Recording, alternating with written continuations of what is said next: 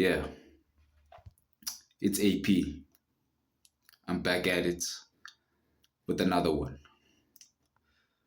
Today I found myself having an odd discussion with a buddy of mine about the use of cell phones in the workspace.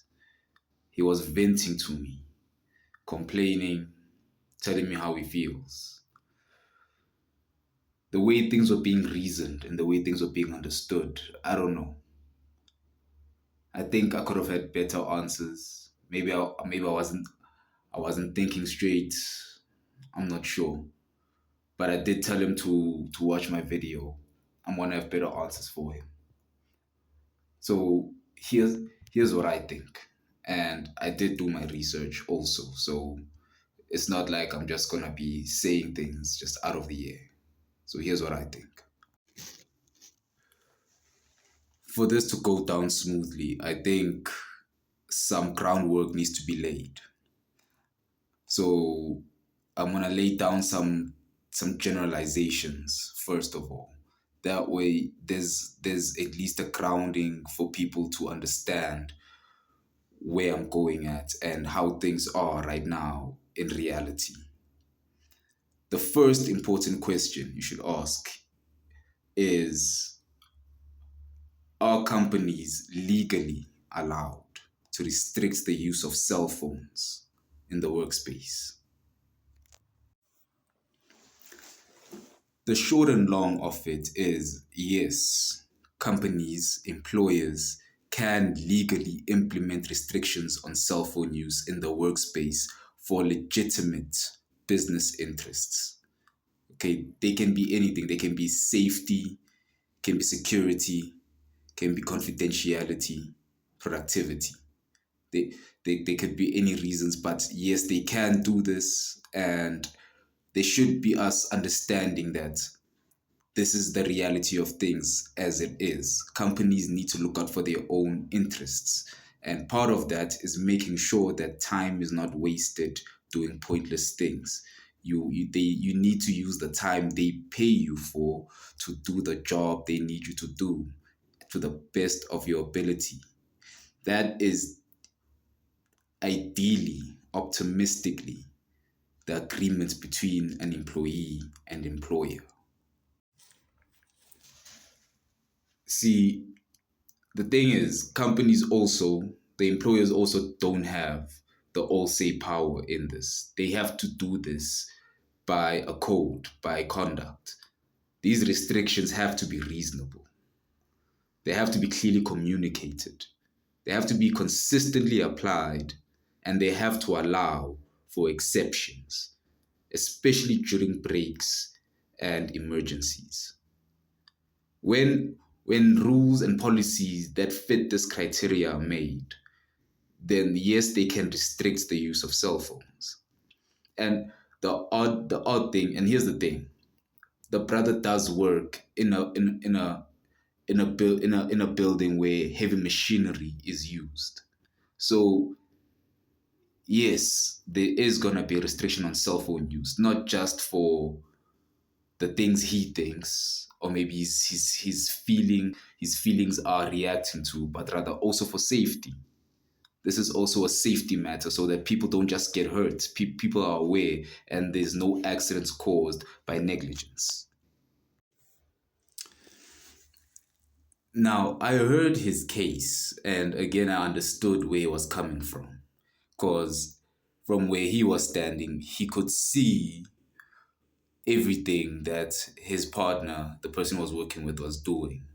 And I think he was judging some of the things he was doing, and through his judgments, was coming up with the conclusion that some of these things are not needed, unreasonable, and he's just wasting time. But then that made me think of another question. This becomes a different story. He's not working with someone his own age. He's working with someone who's a grandparent, someone who's old. So that made me think, is this right for companies to do to employees who are grandparents and parents of multiple kids? When I asked that question, it became a nuanced question because it now was speaking to the ethical matters of whether or not this implementation, this restriction was right or wrong. The ethical terms of it, I'm not sure. But I think that when it comes to restrictions, it mostly depends on how it's designed and how it's implemented.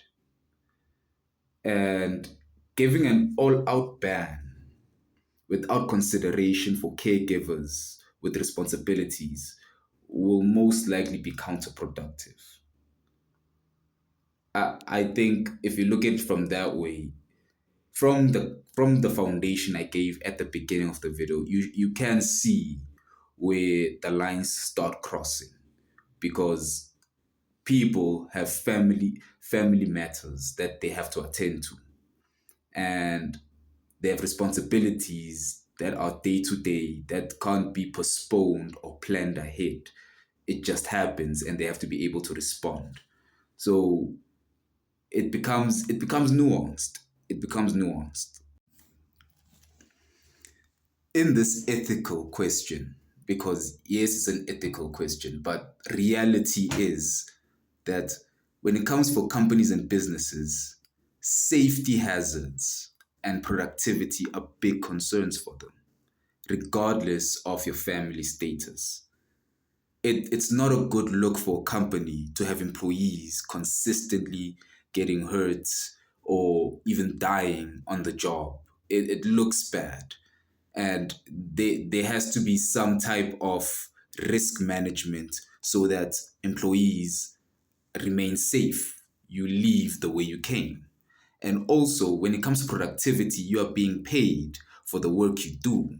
So if you're not doing your work at a time where you should be doing your work, you are stealing. It's basically stealing time. You're stealing money from the company.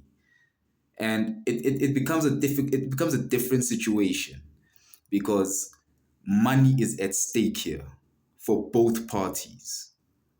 It The ethical side of it becomes a difficult thing to start to. Yeah, yeah. Now, money is at stake for both parties, yes, but at the same time, both parties have purposes, lives, reasons for living outside of employment. And as a parent, as a grandparent, you are the primary contact for children's schools, for daycare centers, for caregivers.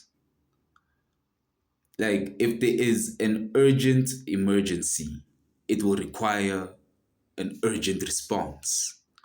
And if as a parent, as a grandparent, you miss that time to respond urgently and something becomes worse than what it could have been, in most cases you blame yourself and end up doing worse than how things would have been if you were calmer or if you had responded to the situation more urgently. Now, parents and grandparents who work in places where there's phone restrictions, if the restrictions allow for flexibility and they know that they can be reached during emergencies, this eases the mind, it eases the anxiety, and allows for the employee to focus better. Again, I heard my buddy keep venting and venting and explaining how he feels about this. But when watching this video, I think I gave you a bit of an image of how things are practically. And I think now that you're calmer and you're listening to me, you might hear me better. Because before it was tough to get through to you. You weren't hearing me, you weren't feeling it. But here's the thing. A strict, inflexible ban would be problematic. It would not be right. And the thing is, I don't know why he was saying things the way he was saying it. Because, again, the way he made it sound, the restrictions aren't as bad as he made it sound, because he could still use his own phone, his own cell phone, if he needed to. Like, it's not like there was anyone around him micromanaging the situation. But because he understood that he's a good employee, good employee, understood that he had responsibilities and duties to uphold. He chooses and chose not to use it, but instead watch someone else use it, which became another question on its own. But an all a one size fits all ban, from what I can see, a one size fits all ban can affect the employee's morale and loyalty.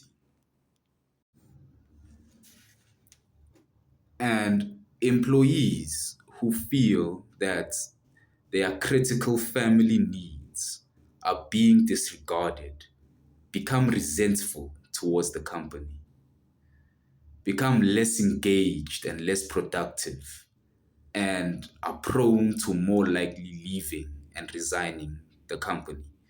It's it's a weird chain, but this this becomes a balancing act for who would be managers and supervisors in terms of flexibility and trust. I think managers should exercise reasonable discretion and allow employees to exercise those exceptions responsibly. And I think that they should avoid micromanaging. And on the employee side, I think that there should be some accountability and and duty to the contract you signed into, and remembering why you were there. Yes, family matters, and you should be able to be reached on your cell phone. But at the same time, the reason you went to that place to get employment was for that same family. So they shouldn't. You should also play arbiter in this relationship between employer and employee, because the reasons you are doing it are for your family, but the reasons the employer is doing it is for productivity. So you should balance it out. You should find a way to make things work. I hope my buddy is watching this and sees that I did think about our discussions, and I do think about our discussions, especially the heated ones. And it's not a thing that I just let them slide. I understand how you feel. I'm not disregarding how you feel, but again, understanding that you work in a place where heavy machinery is being used, and despite that, there is no micromanaging, from what I hear, that is being done on you guys, where you have to use your phones. So you can, from what I can see, use your phone if you need to. But then you should understand that you did sign a contract that says that you understand that there is a restriction on phone usage on the floor. It could cause safety hazards. You could get distracted, hurt someone, damage something, you don't know. And productivity is a big thing for companies. They want to make sure they are getting their money's worth. Low labor costs is a thing for companies. Okay, that's how they manage their budgets. Low labor costs. So there should be a balancing act for all parties, employers, employees. There should be a balancing act. It shouldn't be a thing where it's left one for the other. I think you should understand that when it comes to your employer, they understand your situation and they have made allowances for it. Like I said, they're not micromanaging you. So I think instead of getting upset, let the old man be, understand where the old man is at his stage. And as long as both of you are working, and I hear your complaints, I think you can be more productive. But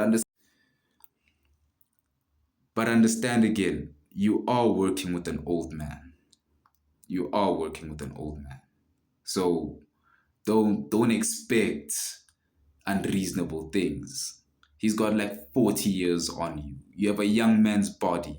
So there should be understanding applied between that whole relationship.